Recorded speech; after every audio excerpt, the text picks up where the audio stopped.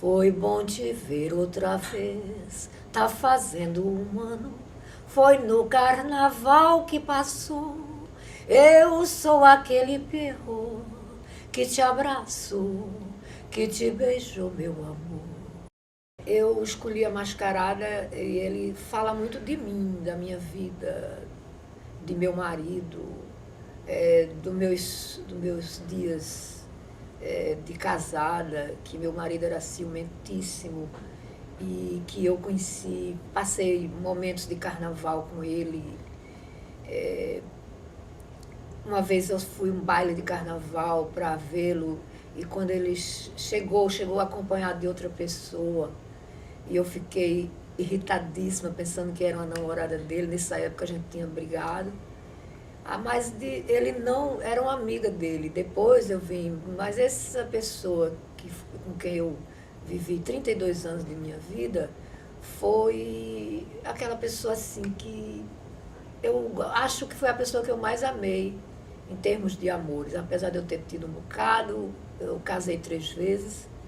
Então, eu acho que ele foi o único homem assim que bateu, que foi tudo para mim. Eu acho que é difícil hoje eu encontrar alguém que não substitua, porque não existe substituição, mas que preencha a lacuna que ele deixou. Apesar dele ser um cabra ciumento que não deixava nem eu respirar direito. Meus pensamentos eram monitorados por ele. Então eu tive... E esse poema é exatamente isso, quando ele fala por mim, quando eu falo por mim, quase tu mataste, quase te mataste e quase te mataram. Ele dizia, ele que morria por mim, fazia qualquer coisa por mim. Estrada, a estrada, porque ela tem tudo a ver comigo, porque eu morei na selva amazônica, eu era uma pessoa assim, 30 anos, eu era preconceituosa, eu era tímida, e já me chamavam de coroa, de tia, de caritó. E foi uma estrada que modificou muita gente. É tanto que eu tenho uns relatos guardados, e eu pretendo ainda escrever, cujo título é Transamazônica, uma estrada, muitas vidas. Porque a minha vida, ela se marcou, assim, ela criou, ela foi vida a partir da Transamazônica. O antes e o depois.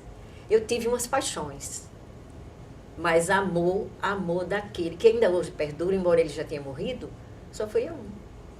E esse que, como a gente disse, foi o meu primeiro homem. Homem mesmo. Bom, poemeto erótico é uma delas, porque me deixa assim muito sensível e me faz assim, eu sei querer algo que eu não pude ser, ou então algo que foi reprimido dentro de mim, que eu não botei para fora na época certa, e que ele chegou agora e eu não sinto nenhum pudor assim em dizer, em recitar essa poesia. Me sinto à vontade com ela. Meu último poema. Porque é assim que eu tô querendo viver, querendo passar o resto da minha vida, né? Com coisas mais simples, sem agressão, sem palavras agressivas, sem muita, muita intenção,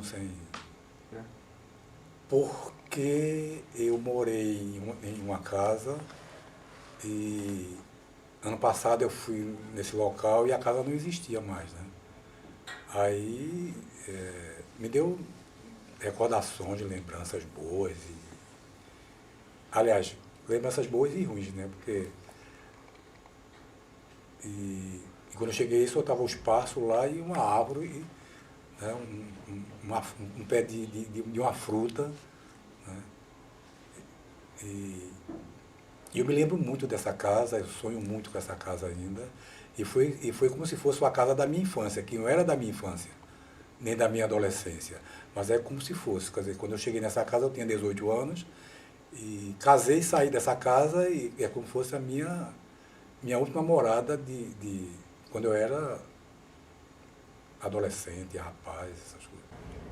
Um poema de bandeira que eu gosto muito é Pasárgada. Eu acho que tem a ver comigo. Às vezes dá vontade de você se sentir mais solto. Então, Pasárgada tem muito a ver comigo. Minha Pasárgada é um lugar assim de bastante árvores, rio, praia, um paraíso.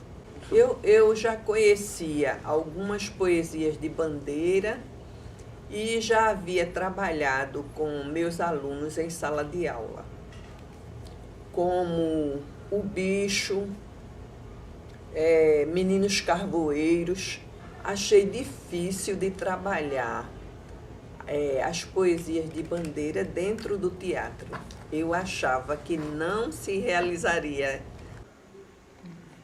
Eu gosto daquele do